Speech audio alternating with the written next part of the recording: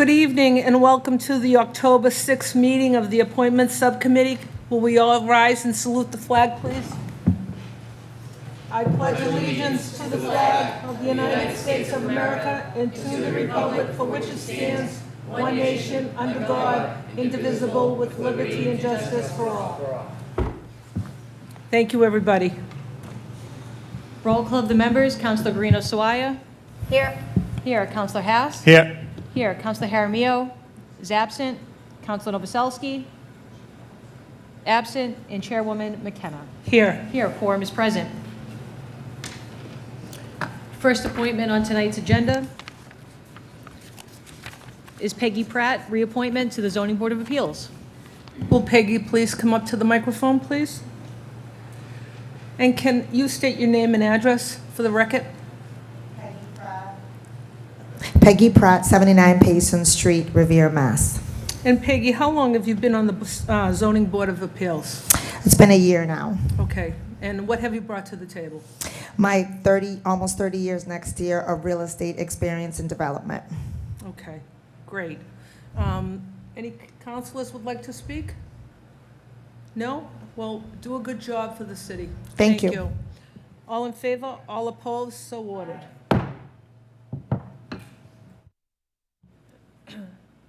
Communication from the mayor relative to the reappointment of Carew Pick to the Human Rights Commission. Can you state your name and address for the record? Karupet, You can pull that down. That's great. Yeah. 70 John Murray Road, Revere. And I see you're being reappointed too. Could you tell me a little bit about what you brought to the table? So I brought different perspective to the table, and I'm honored to be serving on the Human Rights Commission. Thank you. Yes, Councilor Haas. Thank you, Mrs. Chairwoman. Carew, congratulations. I know you and I have had some great conversations the last few years. It was a pleasure getting to know you. You do very important work with Harbor Cove. I think you've been there close to 20 years, but I know everything you do, you do with pride, and you've shown that you really, really care about the community and the residents. So congratulations. Thank you so much, Counselor. You're welcome. Any other councilors? Okay, just do a good job for the city. Thank you. All in favor? All opposed? So ordered. Thank you. Thank you very much. Sure. Next up is communication from the mayor relative to the reappointment of Viviana Catano to the Board of Health. Viviana? Please state your name and address for the record, please. Viviana Catano, 178 Mountain Avenue, Revere. And this is a reappointment, Viviana, and you've been on the Board of Health for how long now? About 1 year. 1 year? Oh, that's all? I believe so, yes. Okay, and what have you brought to the Board of Health? I have 15 years experience in public health. Oh, that's wonderful. Thank you. Any councilors? No Councilor Guarino Sawaya? Thank you, Madam Chair. Hi, Viviana. Hello. I just have a couple of questions. You said you brought 15 years of experience to the Board of Health. What type of experience do you have? Of public health, I said. So I have worked for Mass General Hospital, previously for the Revere Cares Coalition. We are an organization in the community that had been around for about 20 years, doing substance abuse prevention. Then I moved on to work on the food system, so that's where my experience is from. Currently, I work at Mass General Brigham in the area of community health in the regulatory department. Okay. I just have a little statement that I want to say. Last year, when we had that issue with putting the marijuana was supposed to be coming here, I had an issue with the way you approached us by basically saying that you're a member of the Board of Health, which I believe is unethical for you to say something like that, and to fight against, marijuana, which needs to go through the Board of Health to get regulated. Mm-hmm. So to me, I would just want you to be aware of that circumstance and wish you luck in the future when you take over your next term. Okay, Thank you. noted.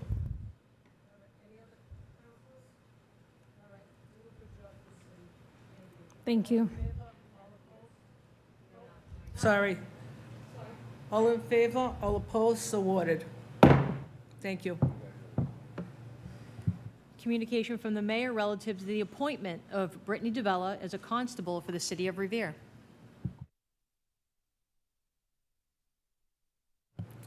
Hi, Brittany. Can you state your name and address for the record?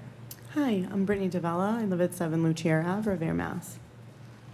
And Brittany, what have you done? How long have you been a constable? I was so impressed by that. I have to say, About 9 years now. 9 years, wow, that's a long time. And what do you plan on doing as we go forward? So our job is to serve the civil process. Okay, thank you. Any counselors? You?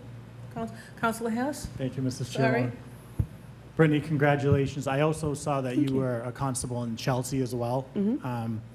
So obviously you know the area well. And so are there any other areas that you will be considered to be a constable in? Was there another one that was in there too? I used to do Lynn, but not Okay. anymore. Lynn, you have to be a resident.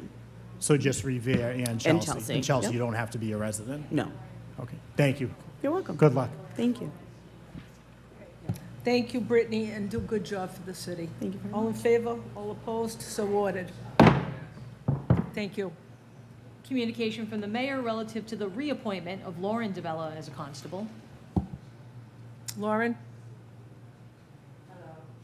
State your name, put the mic on, please, and state your name and address for the record, please. Lauren DeVella, 7 Lucier Ave, Revere. And again, I'm just amazed at being a constable, especially as a thank woman. you. You know, it must be a very tough job. And how long have you been a constable for? Approximately 26 years. Wow, that's unbelievable. And going forward, are you going to do anything new as a constable, or are you going to just be the same old? We're just it's the same old, Yeah. just serve civil process, and it's basically the same thing. Just be safe out there. Thank you very much. I appreciate it. Any counselors? Counselor Hess? Thank you, Mrs. Chairwoman. Lauren, congratulations. I know Thank you have you. a ton of experience. Yep. For the people at home, can you kind of describe what a constable does on So a daily basis? we serve a lot of civil process, anything out of civil court, divorce, child support, landlord-tenant matters, subpoenas, any summonses that are going to be going to court or going to trial, on the civil end as opposed to the criminal end. Great, thank you. You're very welcome. Congratulations. Thank you. Any other counselors? Okay, all in favor? All opposed? So order. Thank you. Thank you. And lastly, communication from the mayor relative to the reappointment of Aneo Osweki to the Affordable Housing Trust Fund Board. Is Aneo here? Okay, this is the second time that he hasn't shown up.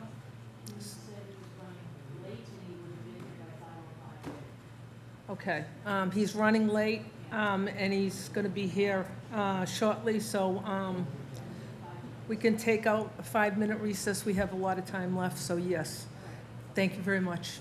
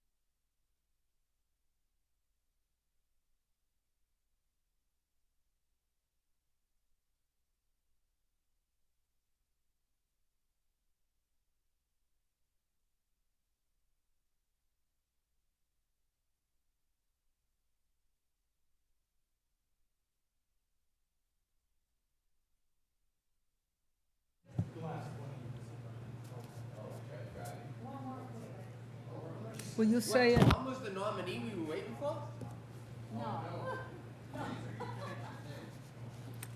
And last appointment on tonight's agenda for the Appointment Subcommittee is that of Aneo Oswaki to the Affordable Housing Trust Fund Board. Aneo, can you come up here, please? Can you turn on the mic and state your name and address for the record? Good afternoon. My name is Anayo Swakey. I live on 5 Ford Street. And you're getting reappointed tonight for the Affordable Housing Trust Fund Board? Yes, ma'am. How long have you been on that? A little over 2 years. Okay, and what have you brought to the trust fund board? Sure. Well, my particular role is actually treasurer, so each time I Okay. help with the accounting, and I've been, first of all, the entire process and team has been great to work with, learning more about Revere, because I'm still somewhat of a transplant. I moved here in 2025, or sorry, 2020 rather, before the pandemic, and I wanted to get involved in community development, affordable housing, super passionate about it. So to that's the little preamble. But as far as my contribution to the actual committee itself, I would say primarily the accounting, assisting where necessary. There were some subcommittees for fundraising that we worked with, but yeah, and I worked under the guidance of Joe and the other folks on the team. Great, thank you. Any councilors? Councilor Green Sawaya. Hi, how are you? Hello, good afternoon. ma'am. Good How are you? afternoon. I'm very excited that you're coming up for reelection, for reappointment. I feel very honored to be. You're my Ward 5 constituent. Thank you so Very, much. very, I feel honored. Thank you so much, ma'am. And thank you for doing the great job that you're doing. And I look forward to talking to you a little bit further about upcoming projects so we can get some affordable housing in there. Absolutely. Thank you Thank so you. much. Any other councilors? Councilor Hess? Okay, do a good job for the city. Thank you, ma'am. All in favor? All opposed? So ordered. Thank you. Thank you. This concludes the appointment subcommittee. We'll take out a vote tonight during the regular meeting. Thank you.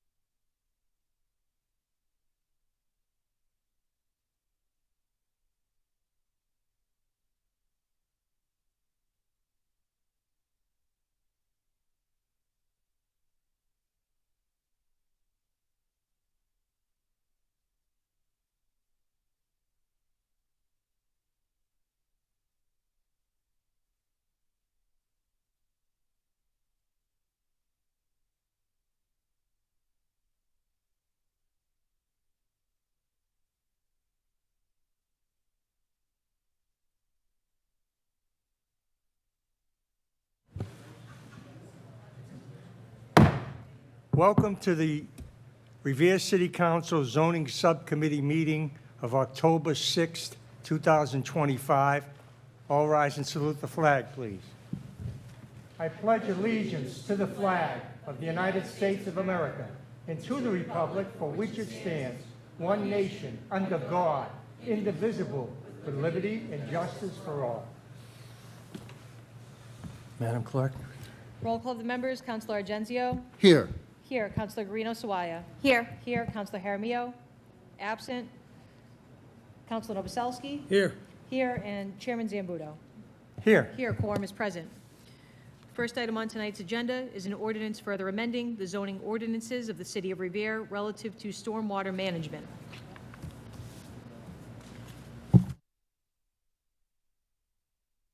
Your designees aren't here. Somebody's got to get up. How you doing? Chris Charamella, Hi, Chris. 319 Charger Street. So I believe this is the ordinance set forth to keep us in check with the MS4 reporting, Yeah, there were the new guidelines. a couple of young ladies here up Yeah, for the last ASA and then meeting. a representative from Western Sampson. Okay. I expected them here tonight, but that's okay. You got me. Oh, no, you're fine. It's a little below your pay grade, I think, but that's okay. But the We're happy ordinance to have changes. you here, Chris. Thank you. The ordinance changes are in line with the new MS4 reporting that we're required to do by the EPA. Great. Any discussion for council? Yeah, Councilor Agencio. Thank you. This is just a housekeeping item, just to keep in compliance with the new regulations, so this isn't really anything. Anybody else? Can we vote on this? Okay, let's take a vote of the committee. For a favorable recommendation to adopt the ordinance as proposed, Councilor Argenzio? Yes. Yes, Councilor Guarino Sawaya? Yes. Yes, Councilor Jaramillo is absent. Councilor Novoselsky? Yes. Yes, and Chairman Zambudo? Yes. Yes, the ordinance as proposed will be forwarded to the full City Council with a favorable recommendation. Great. Thank Thank you very you. much for your attendance. Next item is a zoning ordinance establishing the Fenno Street Affordable Housing Overlay District. Mr. Director. Good evening, Councilors. Tom Skrowski, 281 Broadway.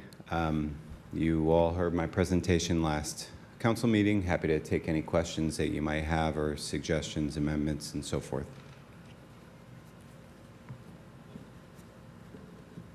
Anything else?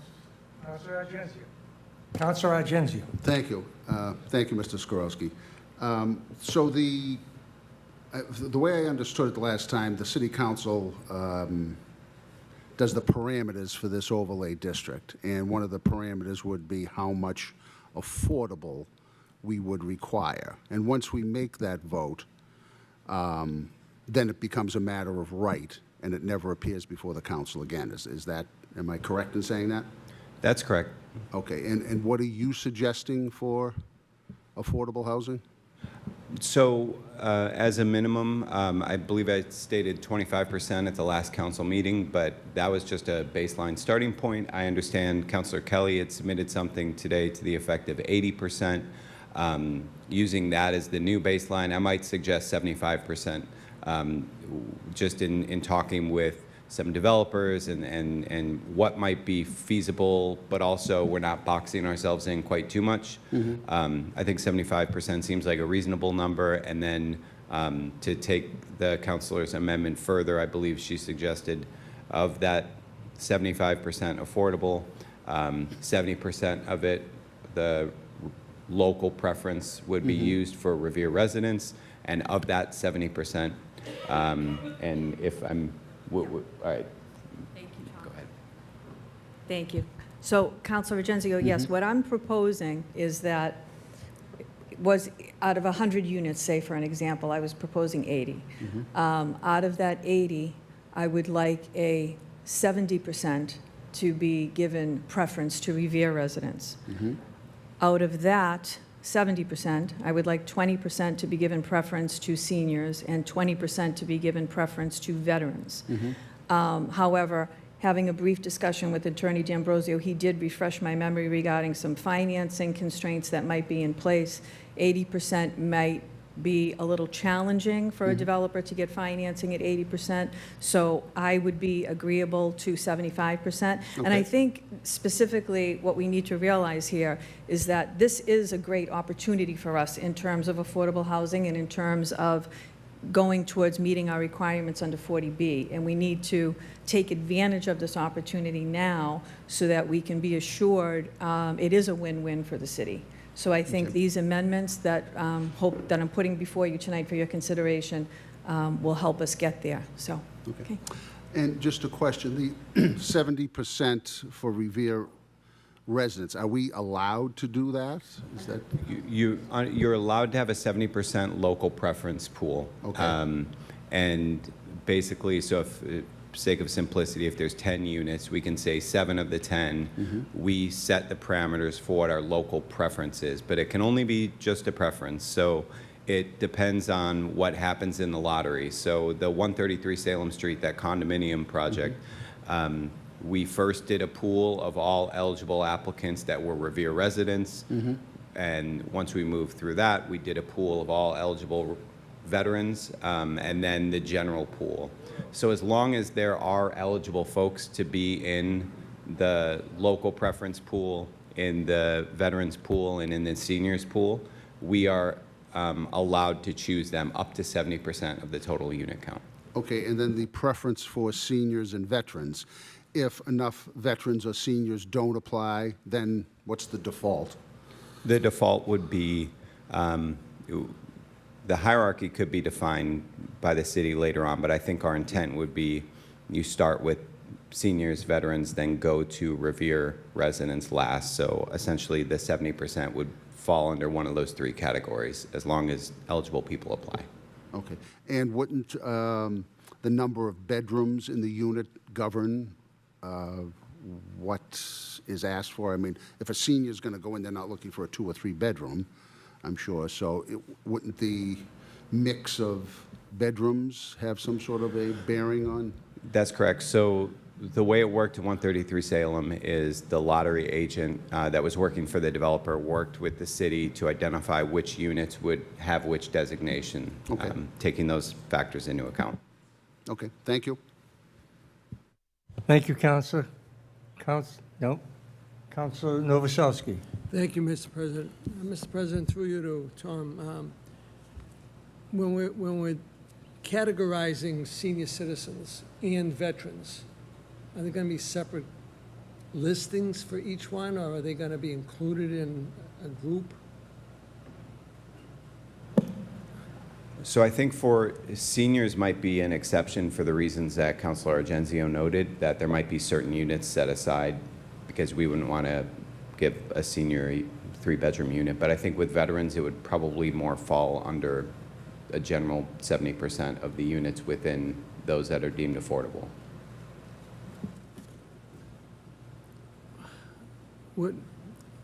I'm just trying to think of a way to try and isolate and protect the veterans to make sure they get there, either a studio or a 1-bedroom.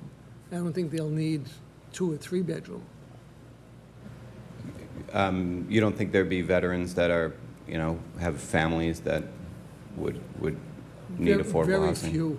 Very few. Okay. But I mean, I think that's something that we could sort out working with the lottery agent and the developer when we approach that point later on. We wouldn't. There's a lot of marketing that takes place before the lottery actually happens, where we could identify sort of what that sweet spot is at that given point in time. But if you felt like, and you wanted to know, I don't think it needs to be in the zoning ordinance itself, but when this goes into effect, when the lottery goes into effect, we could identify studios and 1-bedrooms for veterans if that's what your recommendation would be. yeah, I'm not sure you're going to get a lot of veterans that are going to look for 2 or 3-bedroom, because most of them are going to go out and buy homes. But the guys and gals that come back or that are available would probably want a good size 1-bedroom or a good size studio. So, you know, I just want to make sure there's some kind of a list that, a category for each one, for the seniors and the veterans. So when they do alternate, you know, I don't know how they would pick them or they would get them, but I just want to make sure that they're taken care of. The preferences are noted, and I think we can make that work in the lottery. Thank you. Mr. President, no? Oh, okay, thanks. Just before I call on my colleague here, I had intentions of probably holding this because we had some people that wanted 50%, some people that wanted 60%, now someone offered 80%. And so I'm kind of weigh the pros and cons. And why don't you give me an education on what's your idea? You came up with a 75%, which is another number that was. Yeah, I mean, to some degree, this is all a bit speculative, right? And that, Right. I think what we are trying to do here is thinking through a potential development we'd like to see and then trying to make that work in zoning. But zoning, we're setting a long-term land use framework, right? So Yeah. it is a delicate balance between boxing ourselves in too much, but also recognizing, as the councilor did, we Well- have this main big affordability challenge. So I agree, the optimal is the most, but, you know, let's not make the good the enemy of the best, is my position. That if you overreach here, you might get nothing ever.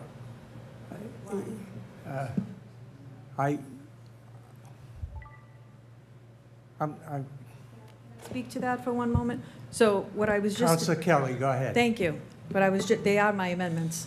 What's that? They are my amendments, so Oh, I'd I know like to they're your discuss. amendments, but I'd- we had amendments going in before your amendments. We had numbers that were presented. When? With the package. Well, it was. It was only 20 to 25%. Yeah. The planning board had numbers. Okay. It's irrelevant. Okay, so You come up we with, did you come hear- up with amendments, which are, we did hear which are that- very nice. I mean, Thank you. I'm not arguing that they're not good. Thank I'm you. just trying to sort through what's the best. I understand. Is, you know, is 60% So we more heard. optimal for the developer? You know, we want this thing to happen, and I'd rather get 60% affordable than zero. 75 would be better, but So what we heard from Attorney D'Ambrosio at the last meeting was that we want this project to be in harmony with the Chelsea housing project that's there. of course. That is probably near 100%. So if we want to keep this harmonious, the higher the better. The other thing that I thought I explained, but if a developer comes in and is unable to get financing because of the constraints that we put in through these amendments, we can amend it again and we can reduce it. So it's always an opportunity there for us to go and, you know, decrease it a little. But I think putting it in up front is what really makes the project valuable for us, and we want to benefit Revere. And this has a possibility of really being able to contribute towards our 40B requirements. So to lose the opportunity and not seize it when it's in this particular location is, in my opinion, something that we wouldn't want to do. Okay, Okay. thank you for your Thank you. input. Councilor Cogliandro. Thank you, Mr. Chairman. Two questions. The first question is, we're creating this overlay district. Does the city have plans to utilize this overlay district anywhere else in the city? Can we answer that one first? That's a great question, and I don't see a place for it, because this is a unique parcel, and so that's why this is an opportunity, I think. the answer to the first question would be no, and I await with suspense the second. So if it's a no, I'm going to, if it's no, then I'm in agreement that we go as high as we possibly can without scaring people away with the percentage of affordable housing. If we're not going to utilize it anywhere else, to my understanding, this has a potential to be built at 100% affordable. Even if we got 80, I'd be happy with that. I understand it's part of the application process, it may be beneficial to allow some market rate units in there, but whatever, but I think 80% is great.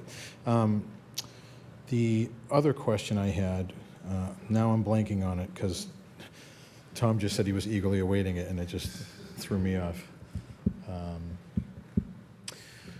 My question is, with this particular parcel, with this overlay zoning, what say will the council have in this project? Will they need special permits? Will it require variances? Is it all by right? Good questions all, but I expect that from you anyway.